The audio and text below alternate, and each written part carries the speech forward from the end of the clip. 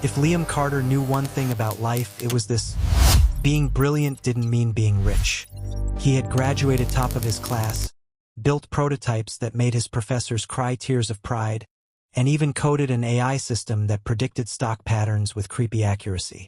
But when he looked at his bank account, it greeted him daily with the same depressing number: $42.13. His genius, however, was the reason billionaire Adrian Wolfe noticed him.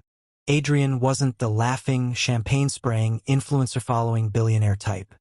He was the quiet danger type, sharp, analytical, and so intimidating that even the air conditioner seemed scared of him. Liam respected him the way one respects a tornado, from a safe distance, and with constant awareness that one wrong move could end your entire career.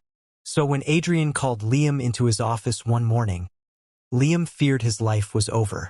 Instead, Adrian said the words that would change everything. "I'm leaving the country for a year. I need you to manage the estate." Liam blinked. "Estate? You mean your house?" Adrian nodded.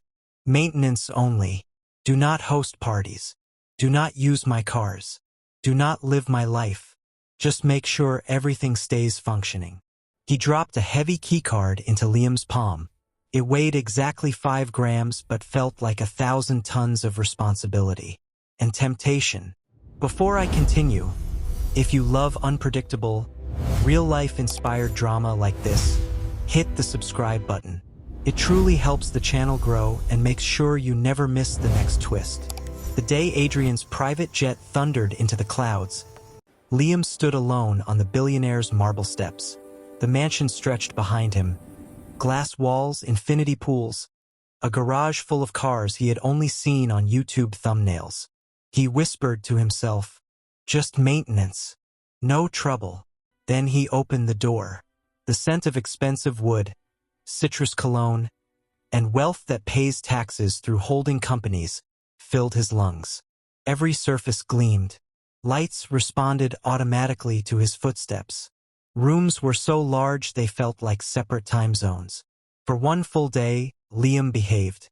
He swept floors, checked the security system, and slept in the servants' quarters. But on day 2, curiosity whispered. On day 3, curiosity screamed. By day 4, curiosity grabbed him by the collar and said, "Dude, just try the master mattress. One night won't kill you." One night became 2. 2 became a week. Next came the shower, an engineered waterfall that felt like bathing inside a warm cloud. Then the hypercar. Its engine purred at him like a seductive alien.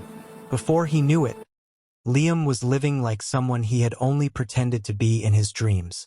Not to impress anyone at first, just to feel, for once, like life wasn't crushing him. Then the pictures happened.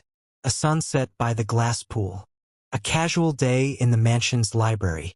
A hypercar photo where he carefully cropped out the license plate and most of the car.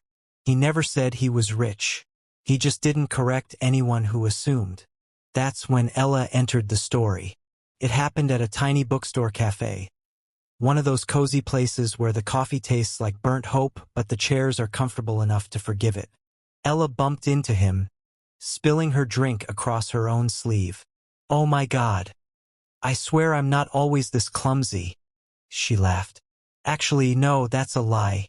I am absolutely always this clumsy." Her laugh was warm, real, the kind that felt like a sunrise on a cold morning. Liam helped her clean up, apologizing even though she bumped into him, and they ended up sharing a table. She noticed the book he was holding. Neurosystems Engineering? Wow. That looks like something people read before inventing time travel or hacking the planet. Liam snorted. "I wish. I'm just trying to pretend I'm smarter than I am." Ella shook her head. "No one pretending reads a book like that." She wasn't impressed by his clothes, or his watch, or the little hints of luxury in his photos. She cared about his brain, his humor, his awkwardness. They talked for 3 hours straight. Something in Liam, something buried under years of insecurity, felt seen, not because of wealth, but because of who he was before the lies. When she asked for his number, he almost forgot how to breathe. The days that followed felt like a movie montage. Walks through the city, late-night calls, coffee dates where Ella ranted about her terrible boss and Liam pretended he didn't live in a billionaire mansion. But every time Ella complimented him about his successful lifestyle, Liam felt a punch of guilt. Once, Ella told him, "I'm glad I met someone who's grounded. I've known too many arrogant rich guys." He nearly died on the spot, but he couldn't stop falling for her, and she couldn't stop falling for him. They became inseparable, two broken puzzle pieces accidentally cut to fit each other. But the deeper they fell, the more dangerous the truth became. Ella didn't know Liam was living in a billionaire's house. And Liam didn't know Ella was actually the daughter of a man worth $18 billion. Not yet. They were two people running from truths but running straight into each other. Until the day everything changed. Because while Liam was squeezing into a life he didn't own, Ella was hiding from a life she was born into. And the universe was about to collide those two secrets in one brutal, perfect storm. If falling in love felt like gravity, then Liam had fallen off a skyscraper. For months, that's all it took. For months of coffee dates that turned into dinners, dinners that turned into sleepovers, sleepovers that turned into mornings where Ella wore his oversized t-shirt like she'd been doing it her whole life. Liam felt alive, like life had finally decided to throw him a win after years of punching him in the face. Ella's laughter wrapped around him like warmth, her presence grounding him more than the mansion's entire security system ever could. But there was a problem, a big one. Every moment that made his heart expand also made his guilt expand at double speed. He wasn't the guy she thought he was. Not financially, not lifestyle-wise, not truth-wise. Even though he never actually said he was rich, he let her believe it. And every time she'd compliment him on being successful or stable, Liam wanted to sprint into a wall. Meanwhile, Ella had secrets of her own, ones much deeper than Liam's. To the world, she was Ella Brooks, average girl with average clothes, average job, average apartment. But secretly, she was Ella Brooks, daughter of Robert Brooks, investment legend, philanthropist, and man whose net worth had more commas than Liam's entire contact list. Ella hadn't told Liam. She couldn't, because every man she'd dated before him, they treated her like a walking ATM, a trophy, a shortcut to a comfortable life. So she ran away, not from home but from the weight of her last name. She traded designer dresses for thrift store sweaters, traded a penthouse suite for a modest apartment where the neighbor's dog barked like it was being paid hourly, traded drivers and security for solitude. For the first time, she felt normal. For the first time, she felt invisible. For the first time, she felt free. And then she met Liam, a man who listened when she spoke, a man who treated her like a person, not a paycheck, a man whose eyes saw her, not her inheritance. She loved that Liam was grounded. She loved that he didn't brag.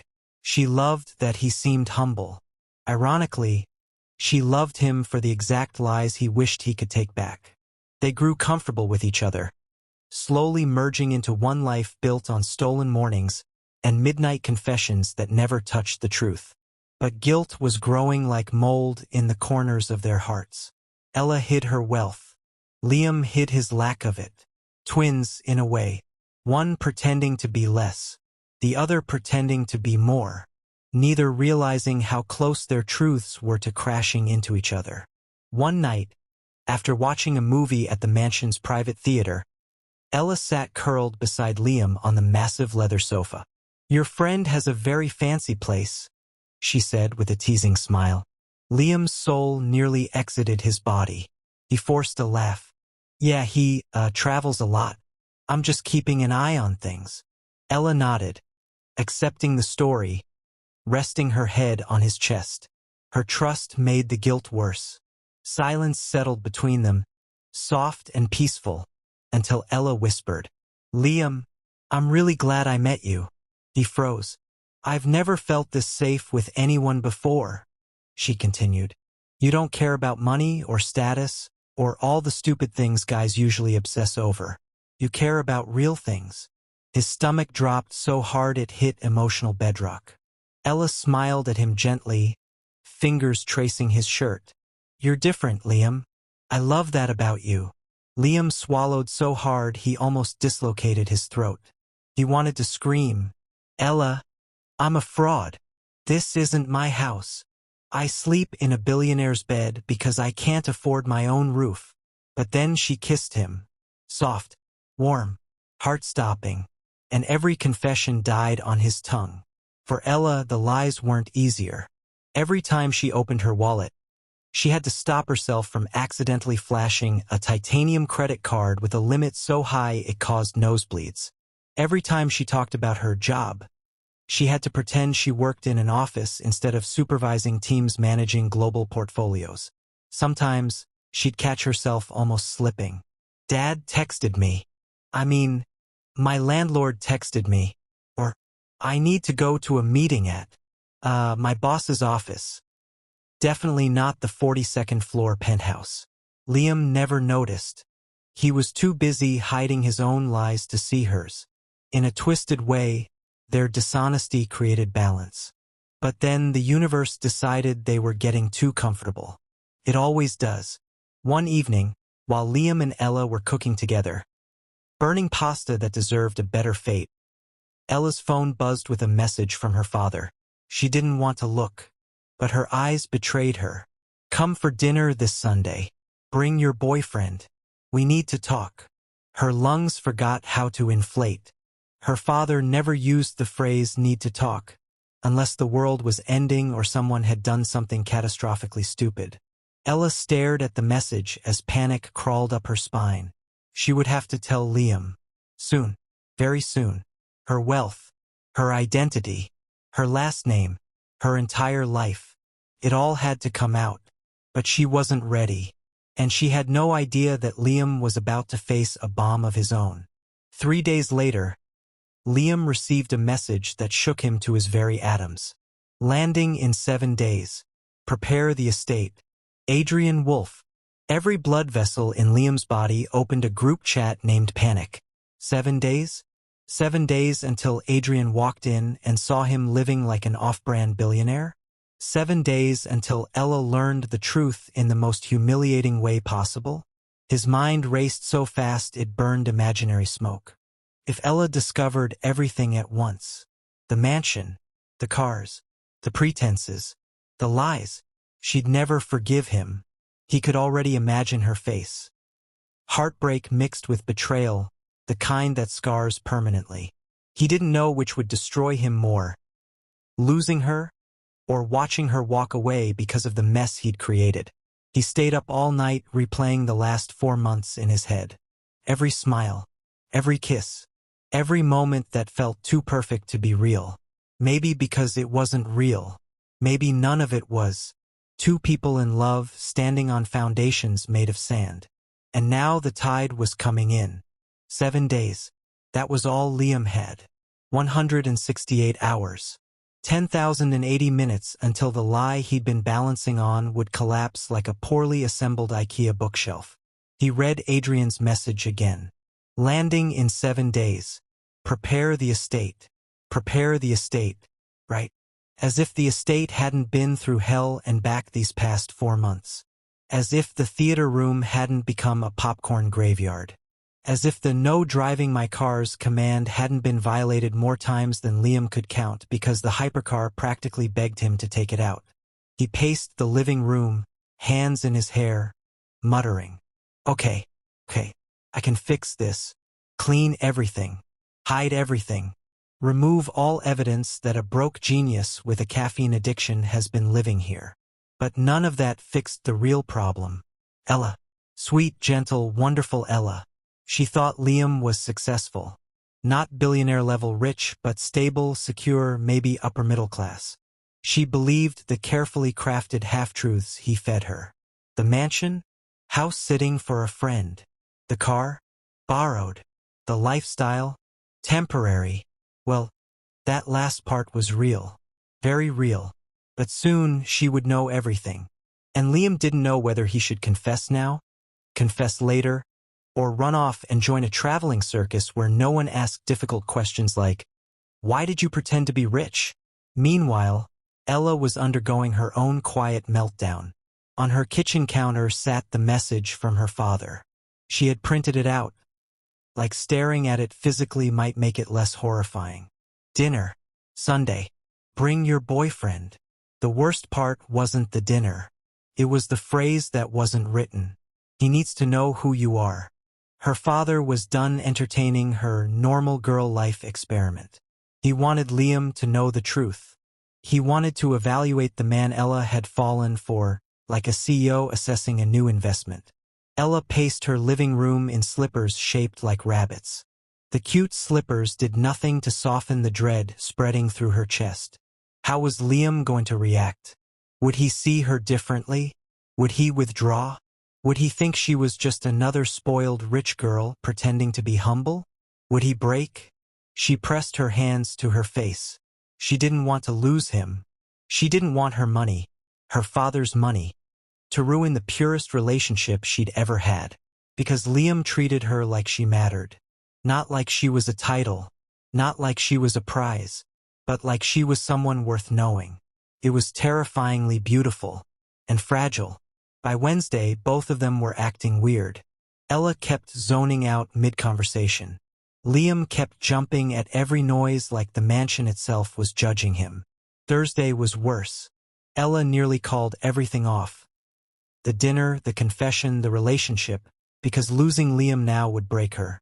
And Liam rehearsed confessions in the mirror at least 20 times, each one more disastrous than the last. Ella, I'm not who you think I am. Ella, I'm broke. Ella, this place isn't mine. Ella, please don't report me for accidentally stealing a billionaire's lifestyle. None of it sounded like something that didn't end with a slap or heartbreak. At one point, Liam dropped to the floor dramatically and mumbled, "Maybe I just fake my death, disappear, change my name to Gregory, grow a mustache." He immediately rejected the mustache idea. Too itchy. But fate wasn't done messing with them. Friday afternoon, while they were walking through a park, Ella stopped suddenly. "Liam, I need to tell you something." His heart froze. This was it. She swallowed hard. "This Sunday, we're having dinner with my family." Liam exhaled slowly. "Family dinner? Okay. Terrifying but manageable." "I'd love to," he said, though internally he screamed. Ella bit her lip.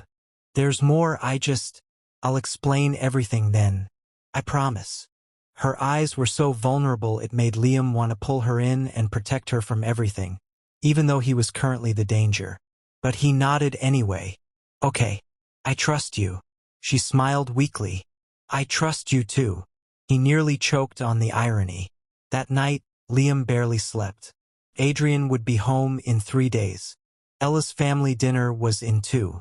His life was becoming a mathematical equation where every variable led to disaster. He considered telling Ella the truth before Sunday. He even got in his car, ready to drive to her apartment. But every version of the confession played out in his mind like a tragic short film. Ella crying. Ella walking away. Ella telling him she trusted him and he broke that trust. By midnight, he drove back home in defeat. Saturday morning, Ella woke up determined. She would tell Liam everything after dinner. Face to face. No more lies. No more running from her identity. She had never introduced a boyfriend to her father before. Not because she didn't want to, but because she never believed any of them actually cared about her. Liam was different, and her father would see that. Hopefully. Maybe. Possibly. Okay, probably not, but she prayed. Sunday arrived like a thundercloud. Ella wore the simplest dress she owned. Nothing that hinted at money. Liam wore the nicest outfit he had, carefully ironed but still obviously not designer. Ella squeezed his hand as they approached the enormous estate gates. "This is my home," she whispered nervously. Liam blinked at the palace in front of him. "Ella, your house looks like it was built by gods who were trying to win an architecture contest." She winced. "Yeah, I needed to tell you something about that. Before she could explain, the gates slowly opened. They stepped inside, each carrying a secret so heavy that the air between them felt dense. Two people in love. Two ticking time bombs walking into a dining room. And neither of them had any idea that things were about to explode far more violently than they ever imagined. The moment Liam stepped inside Ella's family estate, his knees nearly buckled. This wasn't a house. It wasn't even a mansion. It was an architectural flex, the kind of place billionaires bought to make other billionaires feel poor. The ceilings were so high they could legally be considered sky. Marble floors stretched so far they needed their own zip code. The chandeliers sparkled like they were made from crystallized tears of angels. Liam whispered, "Ella, I think your house has a house." Ella winced. "I know. I should have told you sooner." He stared at her, then at the palace, then back at her. "You said your dad had a nice house." She shrugged helplessly. "Well, it is nice." "Ella," Liam whispered, "this house could host the Olympics." Before she could respond, a deep voice echoed through the foyer. "Ella." A man stepped into view, tall, sharp, and dressed in a tailored suit that probably cost more than Liam's entire college degree. His expression wasn't hostile, but it was the kind of stern that said, "I notice everything, and if you try lying to me, I'll detect it faster than a polygraph machine." Ella whispered, "That's my dad." Liam swallowed so hard his Adam's apple nearly disintegrated. Robert Brooks approached with a confidence that only came from two things: extreme wealth and extreme disappointment. He shook Liam's hand with a grip too firm to be friendly. "So," Robert said, examining Liam like he was a questionable investment, "this is the man my daughter has been spending all her time with." Liam tried to smile. "Sir, it's really nice to meet." Robert interrupted, voice cool. "I've heard interesting things about you." Ella stiffened. "Dad." Robert raised a hand. "We'll talk at dinner." Liam felt the temperature drop. Not in the room, in his soul. Dinner was horrifyingly elegant. The dining table was so long it needed a PA system. A chef in a tall hat stood nearby like this was a royal banquet. Ella and Liam sat side by side, across from Robert, who watched them with laser-focused judgment. "So, Liam," Robert began, slicing his steak with surgical precision, "tell me about your work." Liam's mouth dried instantly. "Well, I, assist someone with tech operations." Robert arched an eyebrow. "Someone?" Liam nodded nervously. "A friend. Kind of." Ella squeezed his hand beneath the table, silently begging him to relax. "And you've been staying at this friend's house?" Robert pressed. "Yes," Liam said quickly. "I'm just house-sitting." Robert smiled politely. It was the kind of smile people gave before delivering devastating news. "How interesting," he murmured. The tension in the room thickened like gravy. Ella finally snapped, "Dad, can you please stop interrogating him?" Robert leaned back. "I'm simply trying to understand the young man who's been living what appears," his eyes narrowed, "to be a very luxurious lifestyle." Liam's heart hammered. He needed to confess. Right here, right now. He opened his mouth, but Robert beat him to it. "Liam," Robert said calmly, "why did you pretend to be wealthy?" Ella's fork clattered to her plate. "Dad." Liam went pale. I didn't. I never said I was." Robert continued without blinking. "You post pictures in mansions. You drive hypercars. You take my daughter to private theaters and pools. Are you expecting me to believe all of that belongs to a friend?" Liam felt like he'd been stabbed through the chest. Ella, eyes wide with shock, whispered, "Dad, stop, please." Robert ignored her. "You lied to her," he said coldly, "and I don't tolerate liars around my daughter." Ella stood abruptly, voice breaking. "Dad, I lied too." Silence fell like a hammer. Robert froze. Liam stared at her. Ella swallowed hard. Dad, I never told Liam who we are. I didn't tell him about this life. I didn't tell him about the money. I didn't tell him anything. Liam blinked. Ella, what are you saying? She turned to him, tears glossing her eyes. My last name isn't just Brooks. It's Brooks. The Brooks. My dad. She gestured helplessly. He's this. All of this. Liam's breath disappeared. Her wealth. Her family. Her entire world. He hadn't known. He had lied upward. She had lied downward. Robert slammed his fork down. Ella, you should never have hidden your identity. What were you thinking? I was thinking, she cried, that I wanted someone who loved me for me, not my money. She pointed at Liam. And he did. Liam's voice cracked. Ella, I didn't love you because I thought you were rich. I thought you were normal. She wiped a tear. And I thought you were normal, not someone pretending to live like a billionaire. Liam's stomach twisted in agony. 2 worlds. 2 lies. 1 huge misunderstanding. Robert exhaled, rubbing his forehead. Both of you lied. Both of you deceived one another. His voice softened, but only slightly. But one of you lied to appear less, the other to appear more. Liam flinched. Ella looked torn apart. But I still love him, she whispered. Liam's chest tightened. And I love you. Robert sighed dramatically. Love built on lies is a house built on sand. And then, just when the emotional damage was reaching maximum capacity, a new voice entered the room. Deep, calm, familiar to only one person there. Interesting metaphor, Robert.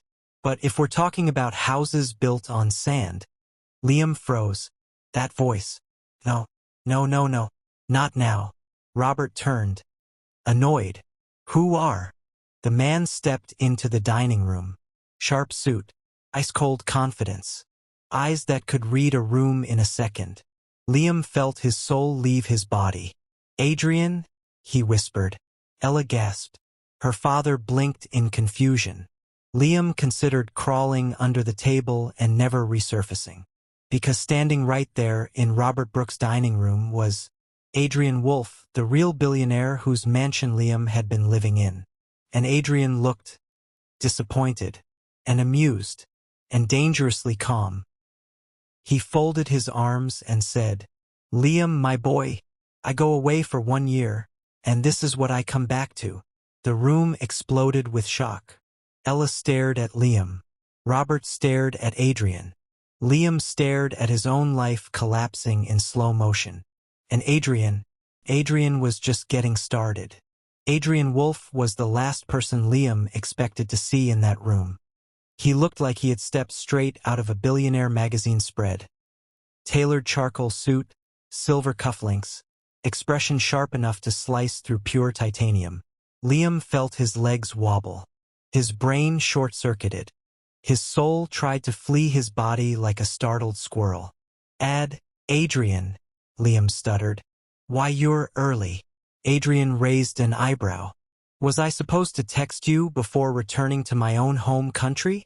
Robert Brooks, one of the wealthiest men in North America, crossed his arms and eyed Adrian. You two know each other?